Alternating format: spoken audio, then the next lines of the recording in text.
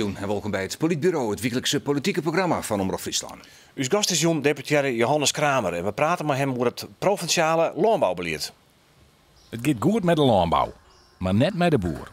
Dat is de conclusie van een groot onderzoek door de Universiteit van Wageningen. Het gemiddeld hierinkomen van een melkveehouder leidt op goed €30.000. En bedrijfsoername is een groot probleem. Deputaire Johannes Kramer leidt de laatste hand aan zijn nieuwe landbouwbeleid. Hoe wil hij deze sector toekomst bieden? Ja, welkom in de studio, welkom bij het Politbureau. Johannes Kramer, deputaire, maar onder andere landbouw in portefeuille.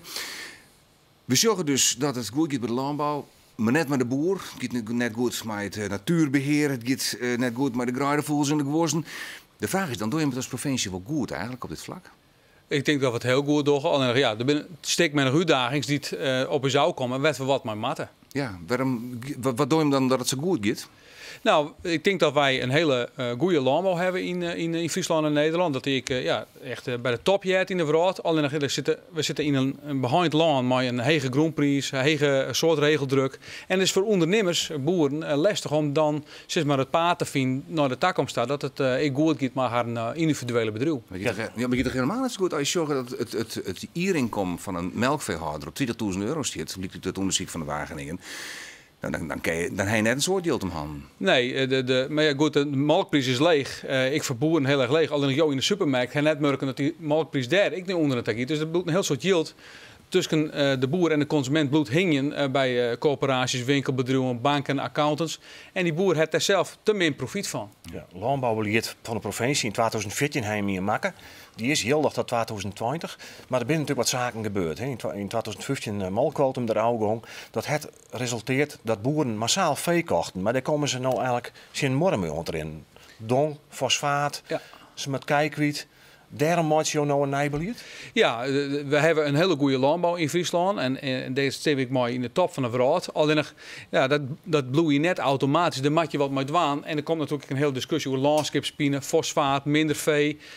De merk in Rusland is in straten, in China is er van alles gebeurd. Dus ja, die situatie in 2014 is nou heel oors in 2017. Maar je net volle jetten dan ingrijpen, maar je hebt eigenlijk wat gebeuren laten dat het nou zo ervoor staat in Friesland. Ja, het is weer dat daarmee in 2014 lieken de sky the limit. Hè. De boeren zonder ik maar redden, weer geen ministerie van Landbouw meer, het komt allemaal goed.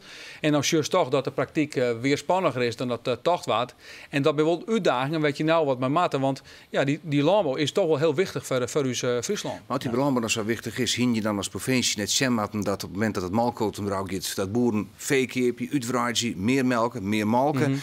Meer melken is een legere prijs, meer kei is meer stront. Dus fosfaatproblematiek, dat je het nog herinnert, dat wie toch redelijk te versjen. Ja, hij het als provincie dan ik zitten. Nee, dat denk ik net, want de provincie is daarbij net primair ontzet. Het is de sector zelf, binnen coöperaties, binnen banken. Het is de centrale oerit, het Europees landbouwbeleid en natuurlijk de merk. Twee treden van uw suvel giet oer de grens. Dus wat er in die wereldmerk aan prijzen dicteerd wordt, dat is zeg maar wat yield. En de provincie heeft natuurlijk een behind the rol. Kent natuurlijk wel wat waan als het gaat om het groen instrument, ruilverkaveling en dat soort zaken. Alleen nog wij als provincie bepalen het uiteindelijk net. Dat is toch vooral de sector en de boer zelfs.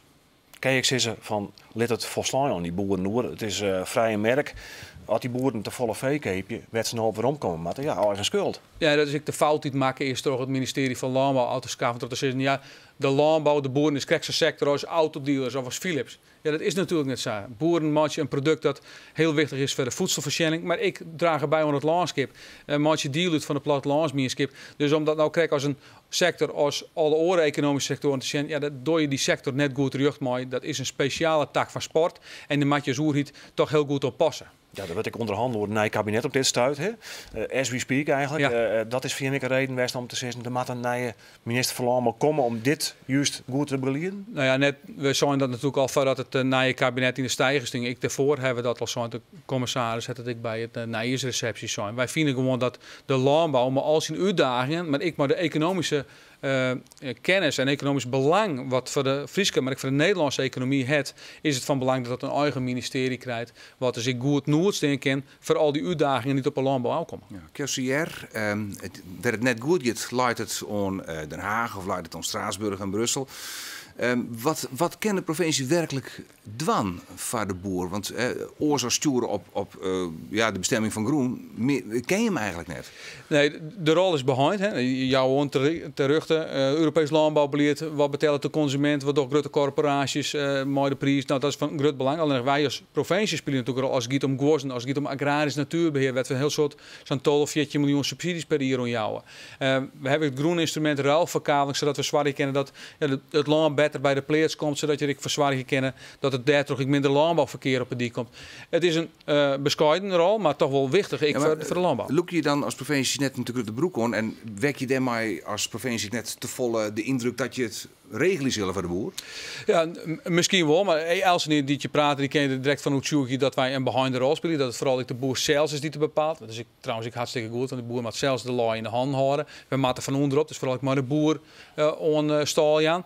De provincie kent wel wat van, maar bepaalt het net al. Dat is weer. Ja. Maar de boer die maakt uiteindelijk geld verdienen. Ik mag agrarisch natuurbeheer. Ja. Ja, als ik dan een citaat erbij pak van Henk Volmer, dat is de hoogleraar aan de Rijksuniversiteit van Grains, die zei eigenlijk van de provincie steekt miljoenen euro's in naar je dieken.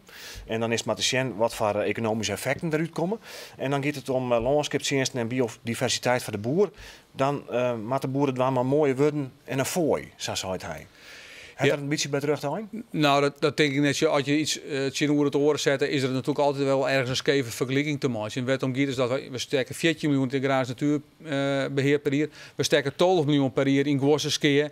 We steken een heel soort zeg maar, in de ontwikkeling van ruilverkaveling, van technische innovatie, bijvoorbeeld weidewilde, een nieuw product om zuivel te verbinden met graaidvogels hebben ik romhettig type. Dus aan alle ene kanten beziek je zo vol als mogelijk. Dus landbouw en dus melkveehouders te stiepen. Ik de ikkerbouw, Potato Valley. Wichtig om daar een slinger rond te gaan. Maar dus we hebben wel een bescheiden rol. Hè? De merk bepaalt het, de boer zelfs bepaalt het. En wij spelen daar natuurlijk wel eens een rol in, maar wij bepalen het uiteindelijk net. Uitkeepregeling hebben we hand, daar hebben we massaal belangstelling voor. Als je nog zorgt naar de toekomst van de Friese boer en de Friese melkveehouderij, hoe zorg je die? Nou, er is een aantal grote uitdagingen, dat we al constateerd hebben, voor de landbouw. Een soort discussie over de landschapspijn. Wordt ik maar oren eigen naar de landbouw, dat is maar 30, 40 jaar lint. Den Jonken is er toch een heel soort verlet van natuur-inclusieve landbouw, van producten die rekening houden met biofiscaat. Een heel soort boeren binden daarmee onder de gang. Nou, die willen we graag stiepje.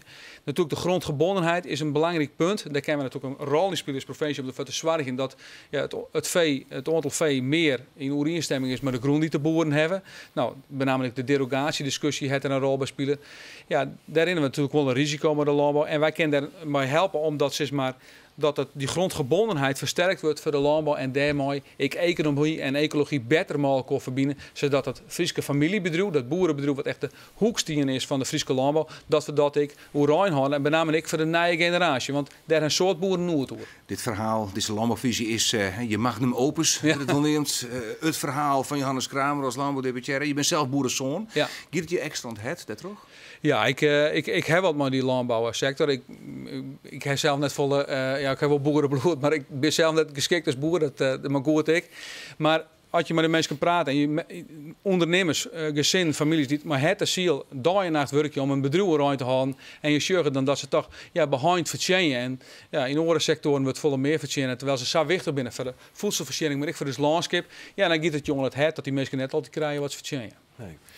We hebben zelf nog andere problematiek. Je zei al, de gewassen, biodiversiteit, alles komt aan bod. Landschapspinen, hij ooit zijn. Het lijkt wel dat de boer overal de schuld van krijgt, hè, dat er iets is. Ja, en dat is het ergelijk in de discussie. En dan merk je bij boeren dat er elke keer weer een hunt aanwijst wordt. En natuurlijk, de boeren spelen een belangrijke rol, want zij bepalen het uiteindelijk. Het is haar bedrijf, maar dat wijst ik naar de consument. Want de consument maakt net altijd maar weer voor het goedkoopste bulkproduct kiezen, maar ik door het te kiezen voor producten van die boeren die ik rekening houd met het biofiscaat en daar dan ik wat meer voor betel je. Maar hoeveel deputaire Kramer daarvoor zwaar je dan? Nou, bijvoorbeeld weidewilde, dat is een initiatief wat opzetten is vanuit de boeren zelf. Dat hebben ik stiepen om dat verder te krijgen. Maar de consument zal vooral nog naar de prijs, wil ik wijzen. Nee, maar we hebben het bij ons in de pauzes kennen gehad. Weidewilde verkepen het goed. En dat zul je dat ik dat meestal dan zorgen en dan zie je van, die houden rekening met de graaidvogels. Ik betel net Els niet natuurlijk, maar je zorgt wel dat het omslaat. Is die oproep van de Partij voor de Dieren, je hoort ook in de kranten, dat de sector op een skep matten en dat er misschien meer aandacht van biologisch boerking komen moet en dat er ook wel merk van is Is dat dan een juiste? Ja, nou, ik denk dat het hangt er even van hoe de Partij voor de Dieren dat vormschicht. Ik denk dat het altijd mooi de boer maakt. En net van boven nou maar weer een nieuwe bakregels hoe die boer heen gooien, maar vooral een heel soort kennis die bij die boeren zelf zit, een heel soort innovatie krijgt. Jonge boeren die het echt onder gang gaan, maar van ja, ik hoef het meer vee, maar ik wil gewoon een goed inkomen hebben, zodat ik goed op mijn gezin pasje kan. Nou, die vernijing van onderop, die willen we graag stimuleren. En dat het in de richting gaat van meer natuur-intensieve landbouw, meer biologische landbouw, denk ik dat het heel goed is. Alleen het moet natuurlijk uiteindelijk altijd wel betalen worden door de consument. Ja, de economische wetten bin hut. Dit was even Sjen Kramer naar hoe dus cartoonist Gerco van Beek dit verhaal tekenen het.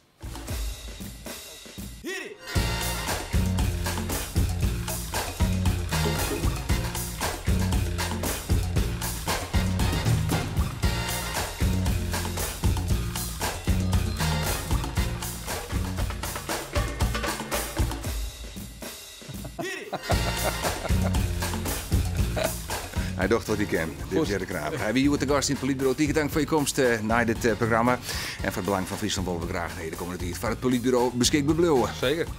Het Politbureau is er takkenweekend weer. Bedankt voor het zien en graag ondaan.